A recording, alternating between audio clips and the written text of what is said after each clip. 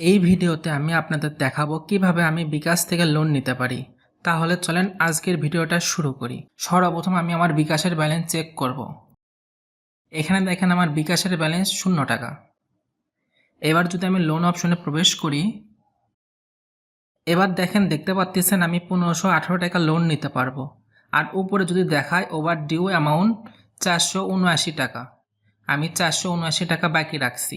আমি যদি লোন হিস্ট্রির ভিতর প্রবেশ করি, আমার অ্যাক্টিভ লোন ছিল একটা।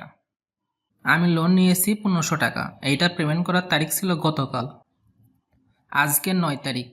আমি যদি ডিটেলসে প্রবেশ করি, এখানে দেখেন আমি যে 1500 টাকা লোন নিয়েছিলাম, প্রথম ইনস্টলমেন্ট দিতে হতো আগস্ট মাসের 8 তারিখে 479 টাকা, যেখানে আজকে আগস্ট মাসের 9 তারিখ, আমি এখন পর্যন্ত পেইড করিনি।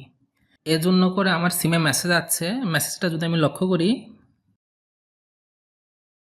দেখেন বিকাশের মেসেজের ভিতর প্রবেশ করলাম, এখানে আমার আজকে মেসেজ আছে 10টা 40-এ, আমার 479 টাকা বাকি আছে, যেটা আমার পরিশোধ করতে হবে। আর একদিন বাকি অলরেডি হয়ে গিয়েছে।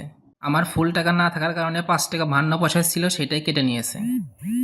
তাহলে এখানে আমি একটা লোন নেওয়া আছে, এই টাকা কিন্তু আমি পরিশোধ করিনি।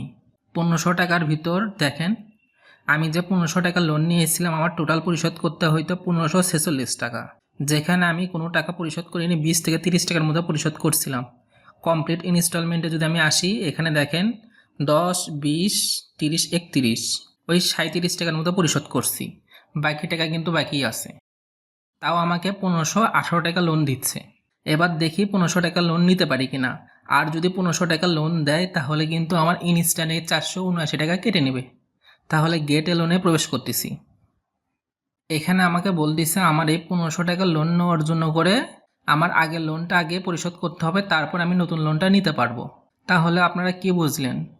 এই 500 টাকা যদি আমি পরিশোধ করি, তাহলে আমি আবার 1500 টাকা লোন নিতে পারবো। তাহলে এই ভিডিওটা আমি এখানেই শেষ করতেছি এবং পরের ভিডিওতে দেখাবো এই 479 টাকা পরিশোধ করে এই 1500 টাকা লোন দেয় কিনা।